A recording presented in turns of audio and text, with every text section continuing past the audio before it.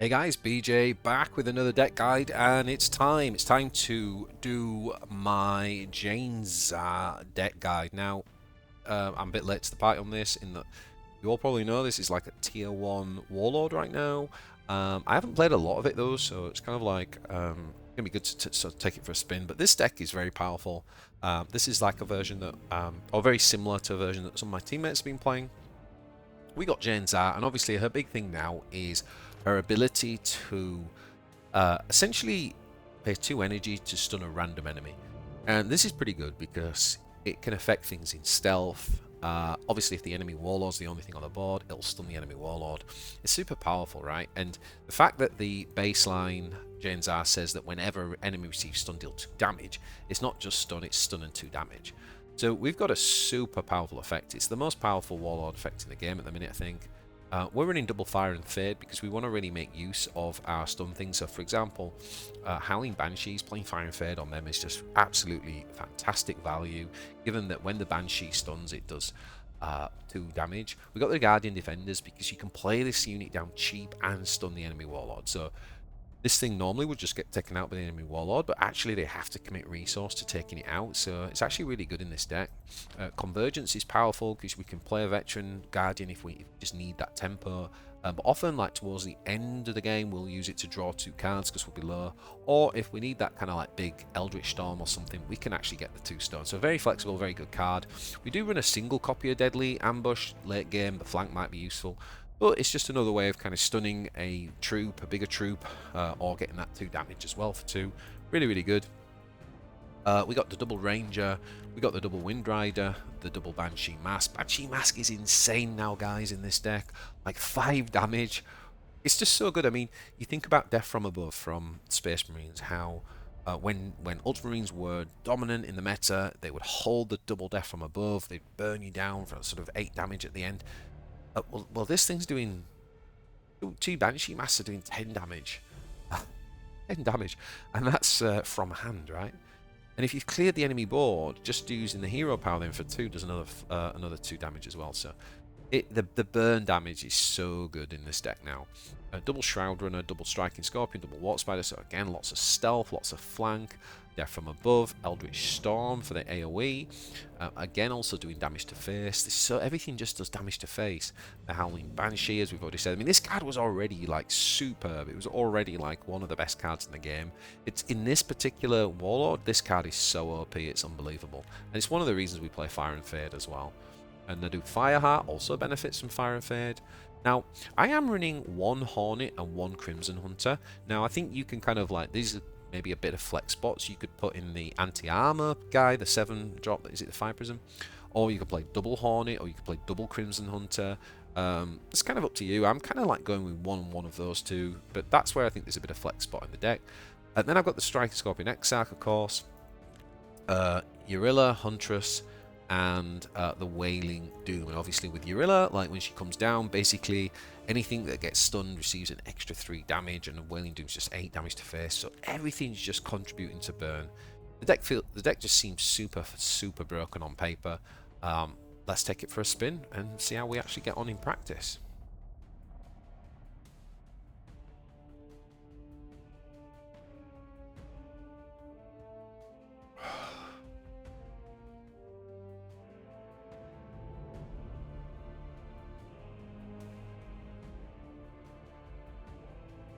Like I say, guys, I've not played like tons. I've dabbled a little bit, but I haven't played tons with it, so it'll be interesting to see how we get on. I think Anvia. I think in this matchup we probably don't want any of that, to be honest.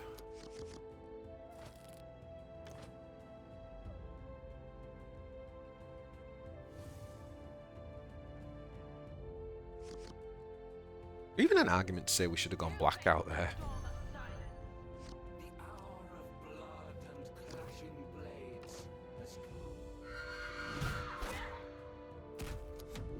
Maybe we should have gone blackout.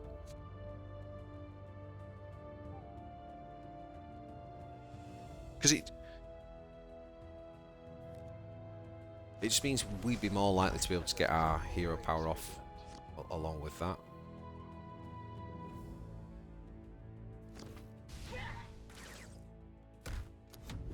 just put the Dance Death on.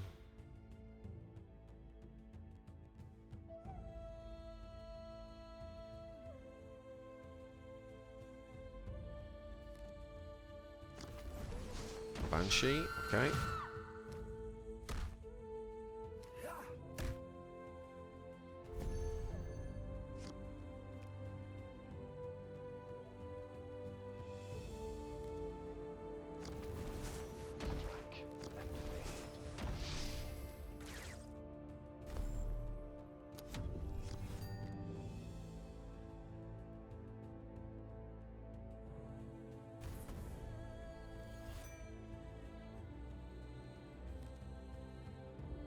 Against 2 stones, is he gonna go and storm us here? He is.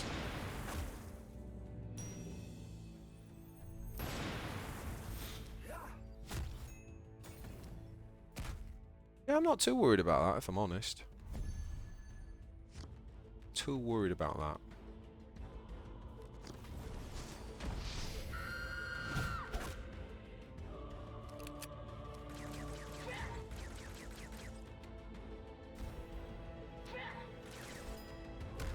I think we're going to draw 2 cards here.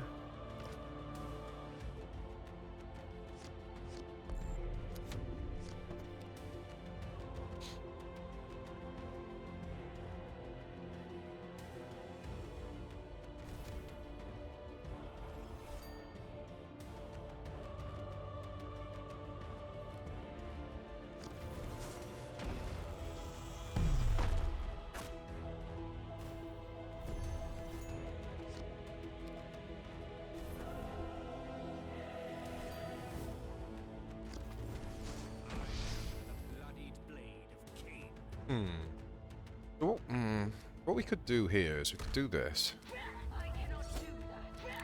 Do this, sorry. Then do we drop the spider or do we drop the scorpion? I think we just drop the scorpion.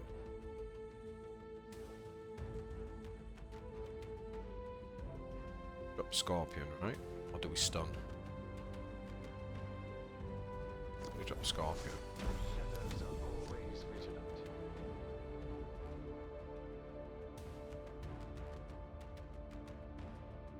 Positioning to try and play around the Wailing Doom a little bit. Okay, have the second one of this. Nice.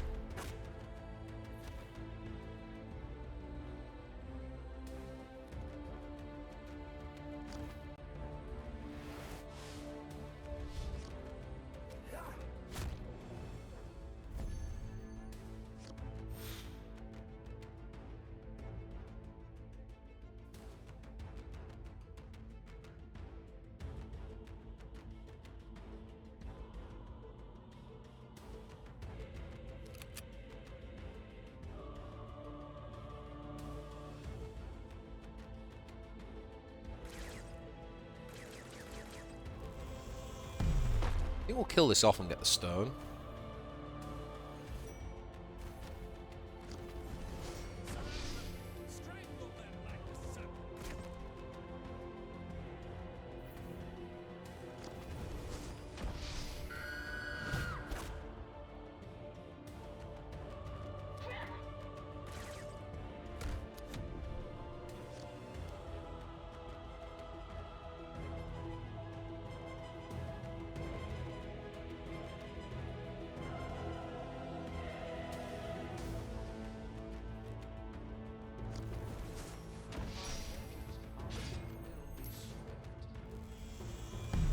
It's 3 blast off.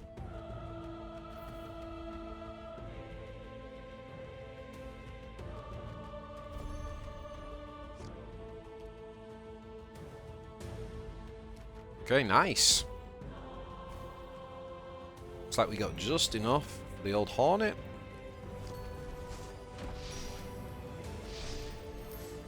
Getting fast. Orc Warbiker style. 2 shuriken to finish. Nice.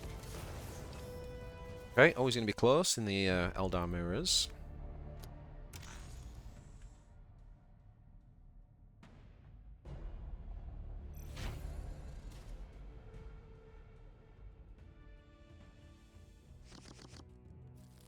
Imotech.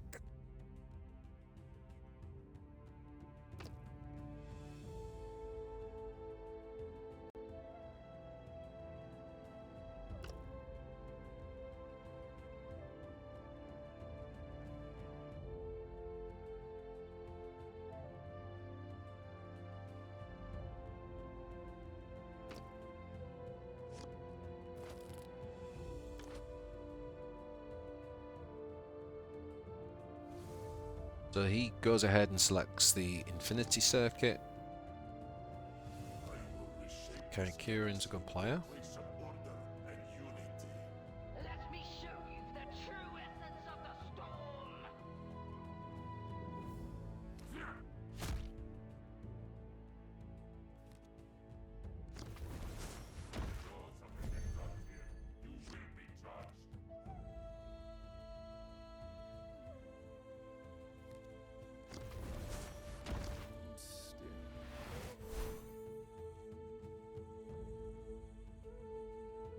I don't want to attack, right? Because then that gives him the opportunity to attack and then resurrect.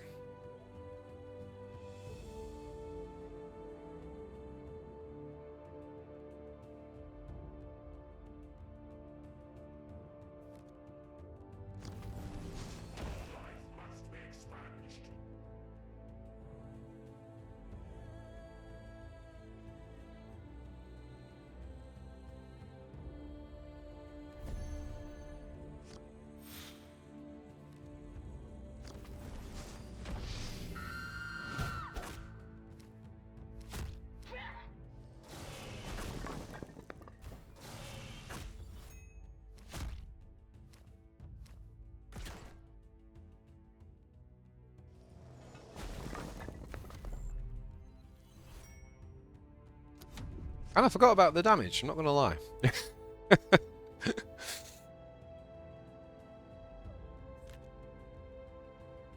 Kinda forgot about that. So do we drop the Scorpion here? Or do we drop?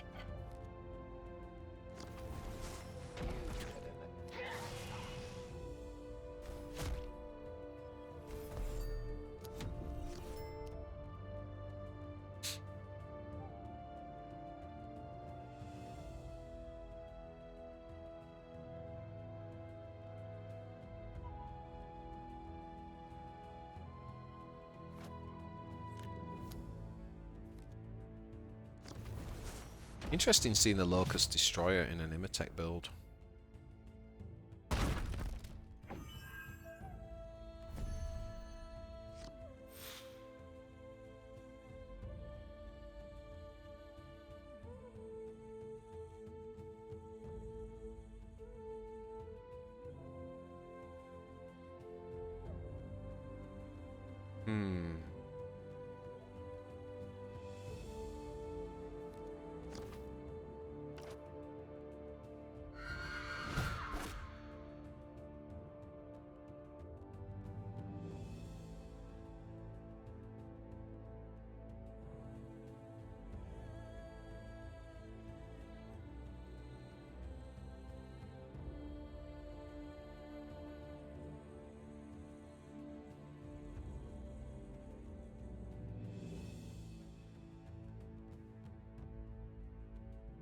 I want to put the 8 damage on here.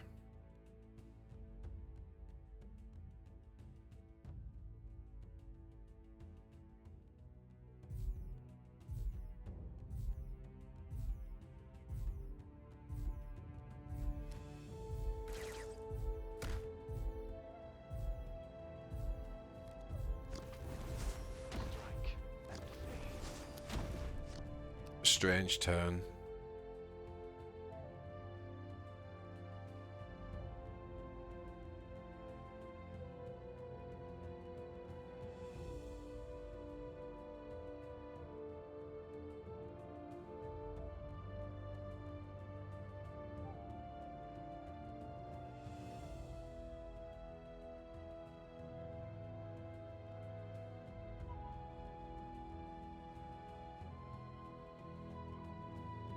We could have sacrificed Fireheart and done a straight trade with his body and... Oh boy. Wow. That is so unfortunate that that's the first card he's drawn off of the thing. That is really, really unfortunate.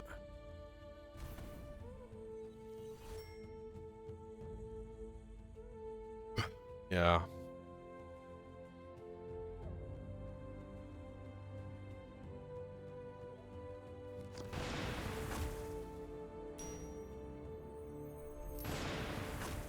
Oh man, what was that? Oh.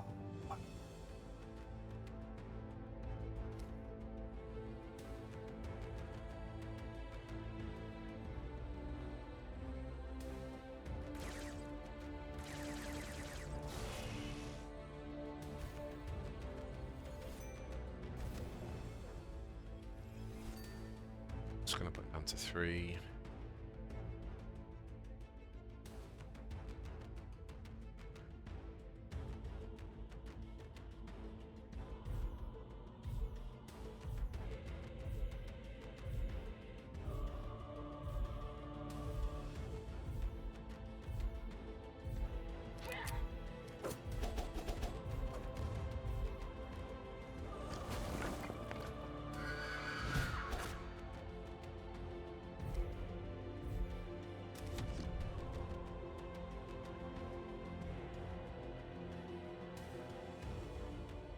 This is like the worst nightmare for Eldar.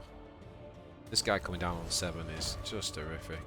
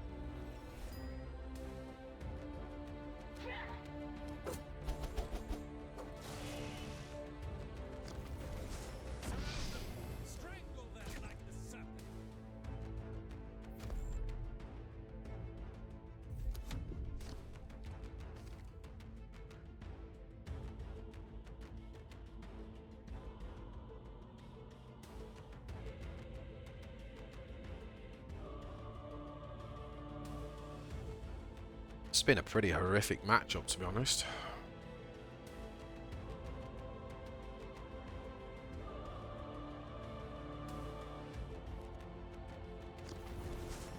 Oh, Warden. This is such an interesting deck.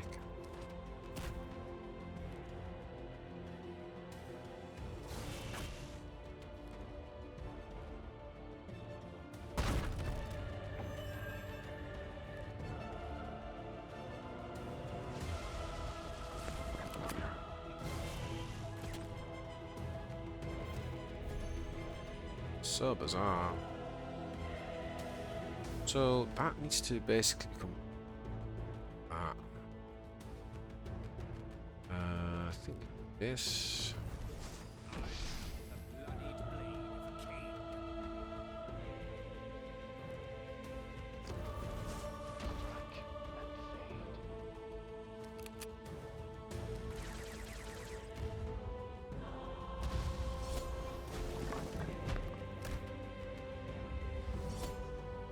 It's not going to matter, is it?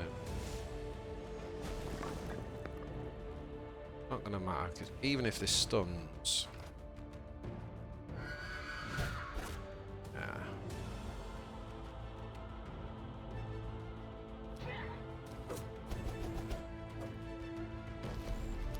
GG.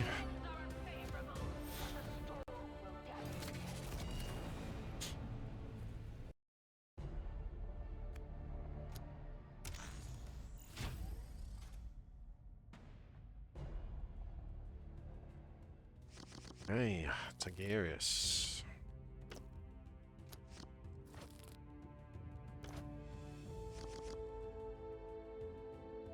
You face the storm of silence. What is yet to come is for us to decide.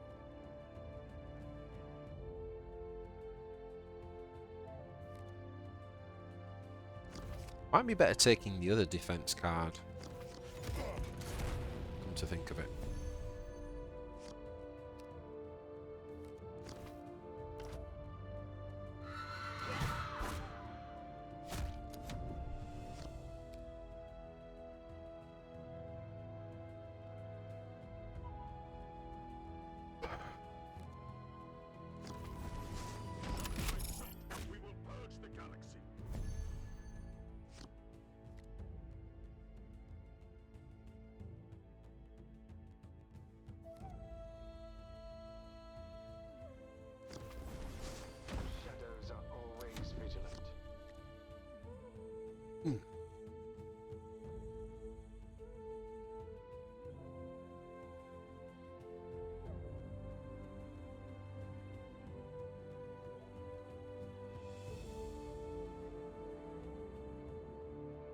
I don't want to play a Banshee on 5, right? So we can fire and fade.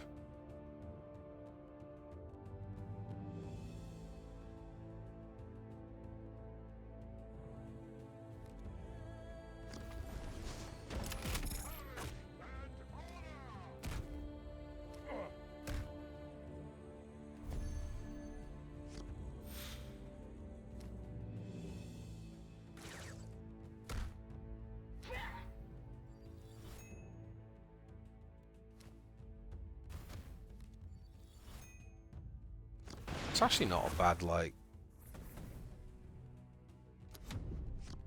1 stone Eldritch Storm.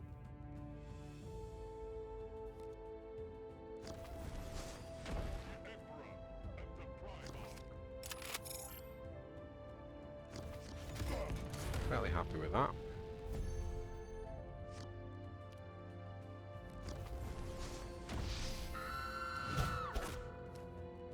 Clear that off. I think we'll fire and fade this guy.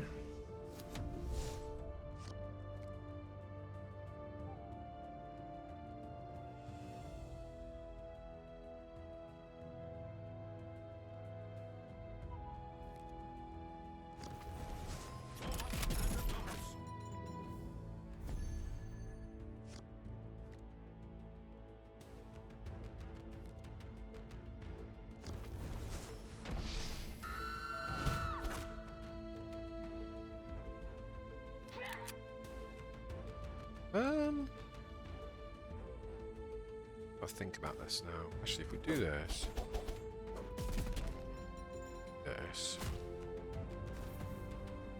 flame the stone, which sets that up like this. Don't need the stun this time, so we can just play this and now get the extra stun.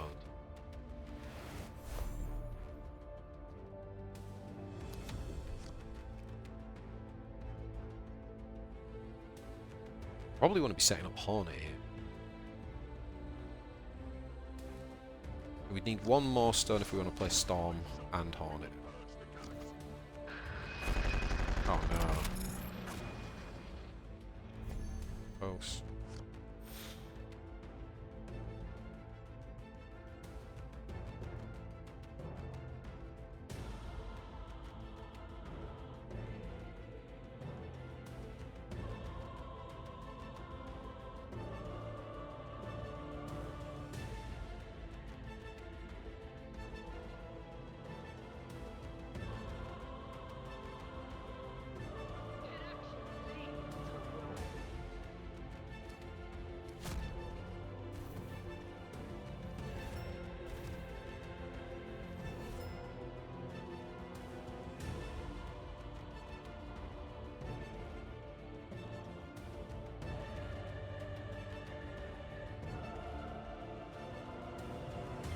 We'll play Hornet and Ranger here.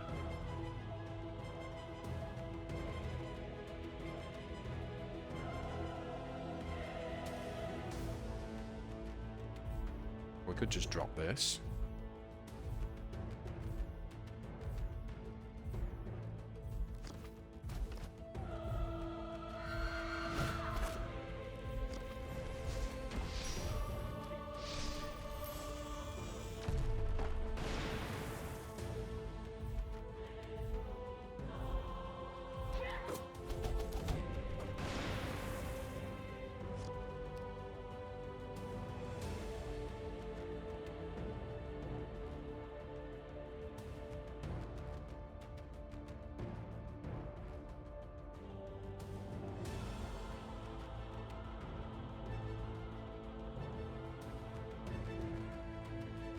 Next time we have got this, we have got the stuff needed for. Oh, he's got the Storm Raven. Okay, glad we didn't Ranger. That's the second Storm Raven.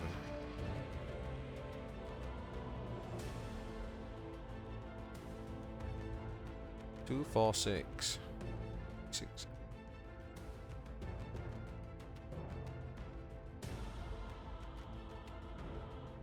Essential lethal, 2, 4, 6, 8. Ah.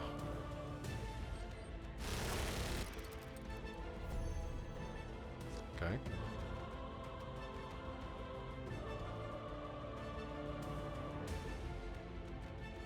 What if we got a draw?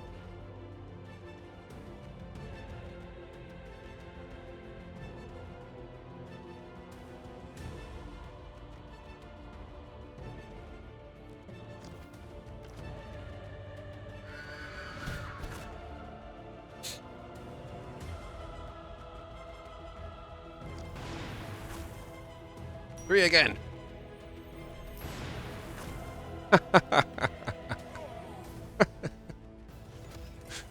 Oh god. Okay. Well, I guess that should have been a draw. Boy, oh boy, oh boy.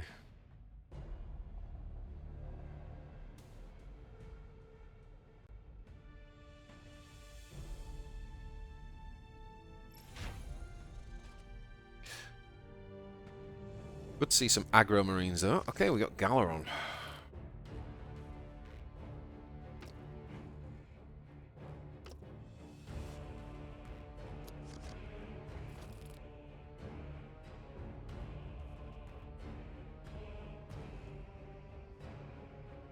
Do we Hellfire Outburst here?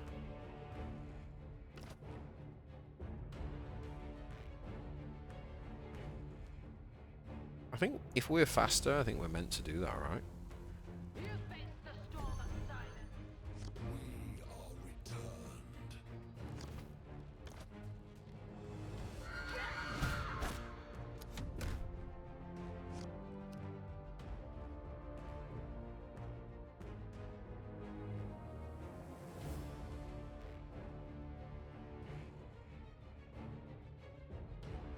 Spider might be better than Scorpion because we can keep denying the heal by bouncing the unit. And fade.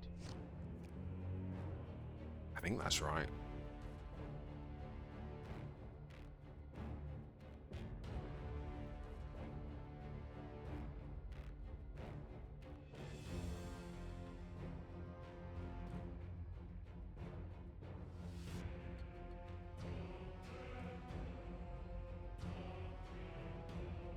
Simply stunning, this deck, boys and girls. Simply stunning.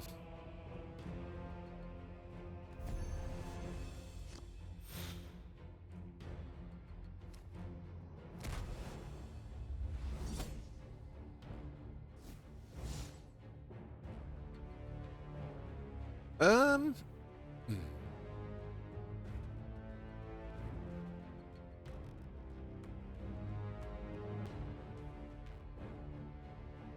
I mean, generally you want to play the defender down when you're going to stun something, don't you?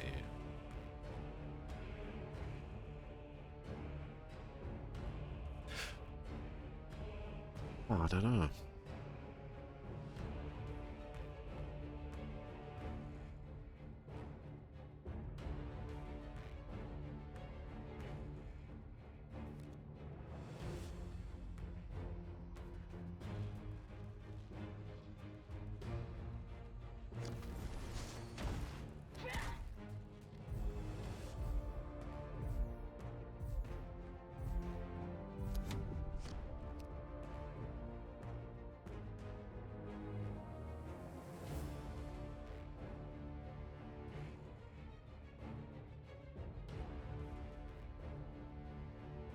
This line kind of means that next turn we can go Banshee and Defender, or we can play something like Scorpion or Spider plus Stun. Kind of gives us the most flexibility. I think at this point we're kind of happy for Spider to die.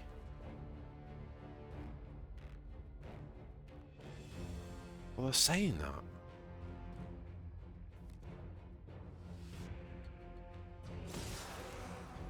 Yeah. Well, definitely now, right?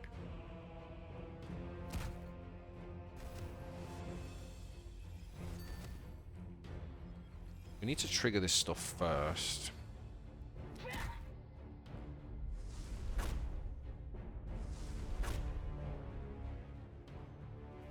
Now we want to stun this guy.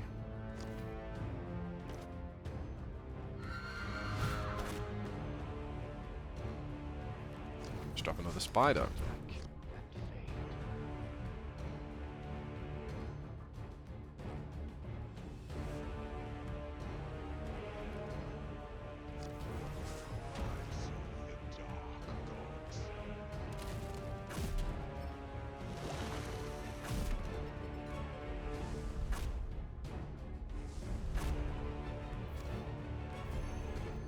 Okay.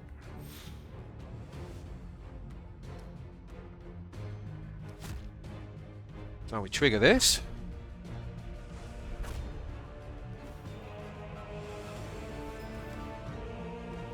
And then we just simply stun this guy. GG.